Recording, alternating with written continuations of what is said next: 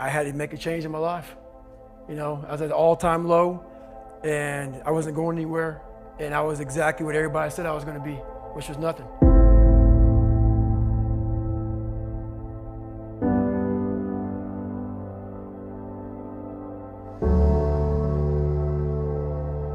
And the feeling I had every morning, I started shaving my head when I was 16 years old. And the feeling I had every morning when I looked in the mirror was horrible. And I didn't want to feel like that anymore. And how I felt was a kid going nowhere, a kid that was scared. And most kids will accept that and look for help.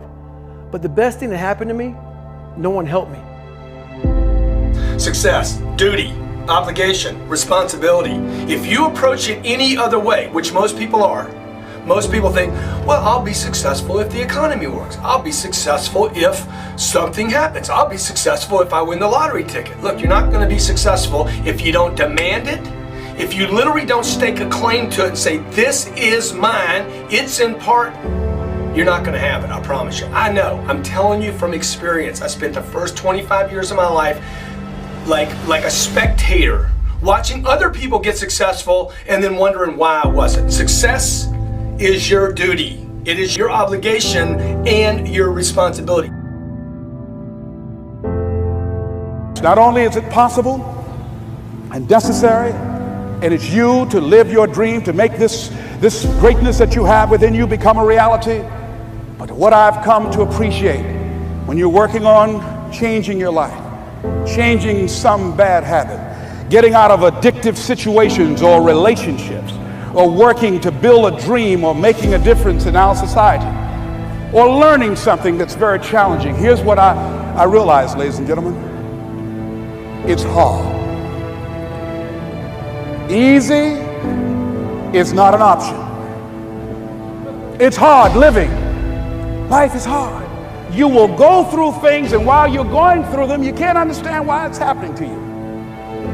But after you go through it, you get back and you look at it and you say, oh, now I understand why I needed that lesson. Your daddy might come from privilege. Your daddy might own a company.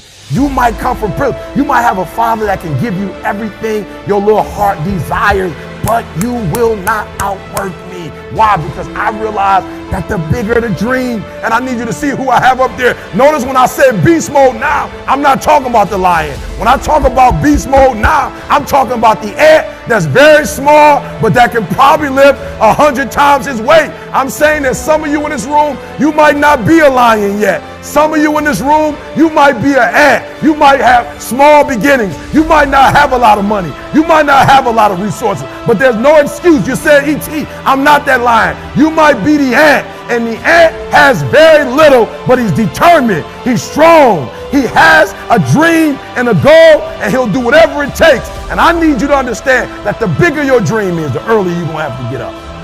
The longer you're going to have to stay up. The bigger your dream is, the more effort you're going to have to put in. And for those of you who raise your hand and put up 70%, you'll never see it. You'll never see it. For those of you who are 70% beast mode, 30% gazelle. That's just enough for that other person to outdo you. That's just enough for, listen to me, that's just enough for the other person who wants just what you want.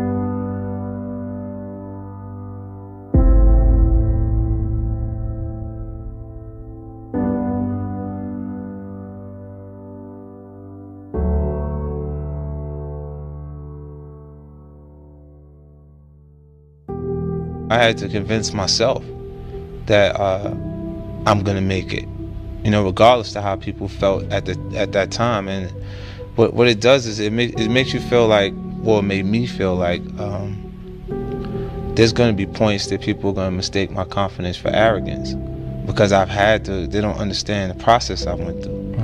And how much I had to believe in myself in order to make these things happen. I feel like you can will yourself into a good space. Where will you be in your business, in your life in 36 months? Not because you hope, because you decide. Everyone in this room knows how to create. You're not a manager of your life, you're a creator of your life, or you wouldn't be in this room.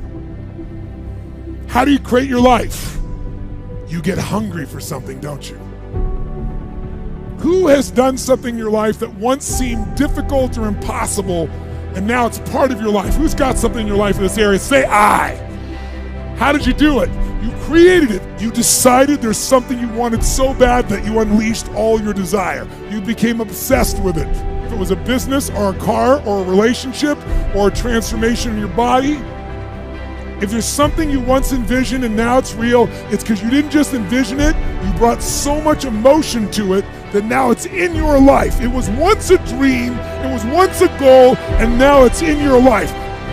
You may take it for granted now, hopefully not, but it was once just a vision. It may have seemed impossible at one time. So how did you do it?